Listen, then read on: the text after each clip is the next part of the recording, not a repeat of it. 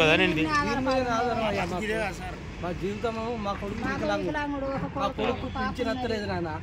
మాకు ఒక పాప, మాకు తినరిక తిండికి చాలా ఇబ్బంది ఉన్నది. కార్యక కష్టం చేద్దామని చేతనైతుంది. ఏదో దీని మీద బతుకుదామని పెట్టుకున్నాం నాయన. ఈ 10 రోజులు మా వాళ్ళు బాగలేక ఎంజంలో ఉన్నాం సార్. ఎంజంలో ఉంటే ఇక వచ్చేటప్పటికి గుడిసెంతా కూడా వీచిండు నెత్తేసి ఆ గుడ్డ తీసి దీని మీద ఎత్తే మాకు ఇప్పుడు కష్టం అవుతుంది తీసుకొని. ఓటేసినా కానీ యూత్ తరఫున కాంగ్రెస్ గవర్నమెంట్ వేస్ట్.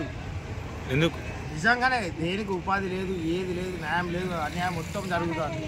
ఆ మేడ కొండ సురేఖ మేడాన్ని ఎమ్మెల్యే అయితే ఇప్పుడు మంత్రి కూర్చున్నా అని ఏం చెప్తాను. మాకు ఉపాధి లేదు, మాకు తిన్నామాట తిండి లేదు, ఏది లేదు. ఎందుకు సార్ అది వేస్ట్గా government?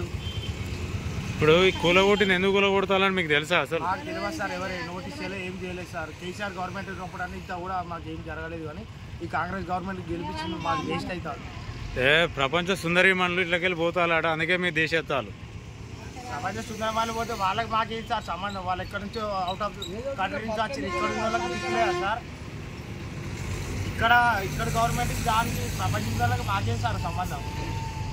We are educated sir, from they are coming from out of countries. అసలు దానికి మాకు సంబంధమే లేదు కదా సార్. అట్లా వాళ్ళు వచ్చినా మిమ్మల్ని తీసేస్తా అంటే మీకు ఎట్లున్నది? మరి వాళ్ళకి ఓటేసి గెలిపించుకోమని చెప్పారు సార్. మాటలు వస్తాయి కానీ రేవంత్ రెడ్డి గారు ఉంది బేస్ గవర్నమెంట్.